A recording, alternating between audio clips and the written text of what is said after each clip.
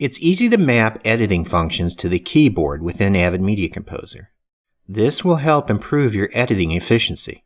In this short lesson, I'll be building a short montage of clips that go with the beat of this music.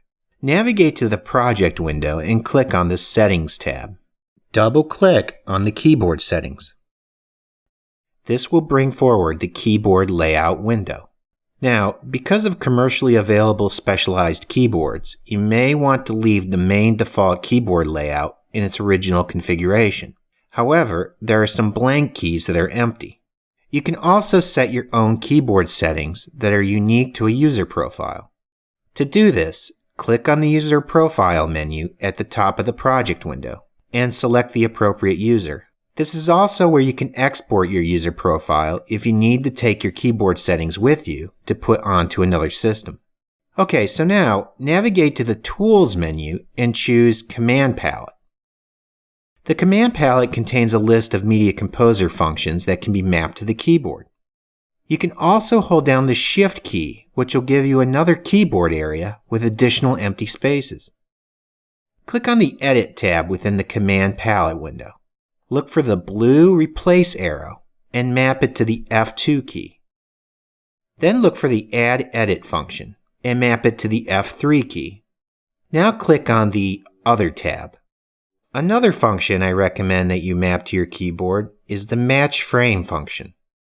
Also, if you decide you want to erase a mapped function from the keyboard, drag the blank icon and drop it onto a key.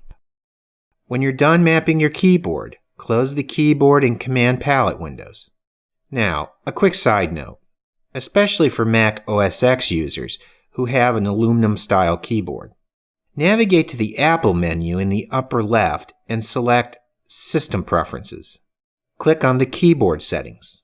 Make sure the function keys are set to standard function keys. Otherwise, the function keys will not work for the keyboard shortcuts. Now navigate to the Timeline window and turn off the sequence track indicators for A1 and A2 and turn on the V1 track. So now I'm going to play through this sequence and press the F3 key to the audio beat. The Add Edit marks will appear after the position indicator stops. Once that's done, you can use the Replace function to replace the empty segment areas with different clips. The Replace Edit function can also be found by tearing off this toolbar menu from within the Composer window. But remember, we mapped the Replace Edit function to the F2 key.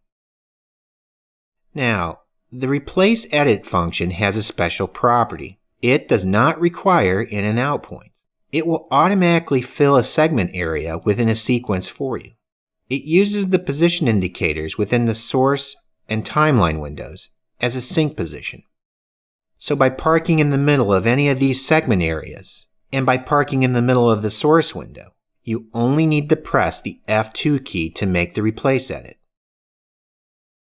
The main trick to this editing method is to make sure you have enough media to the left and right of the position indicator within the source window to fill the segment area. So now, by repeating this process, you can quickly create a montage of clips that go with the beat of the music.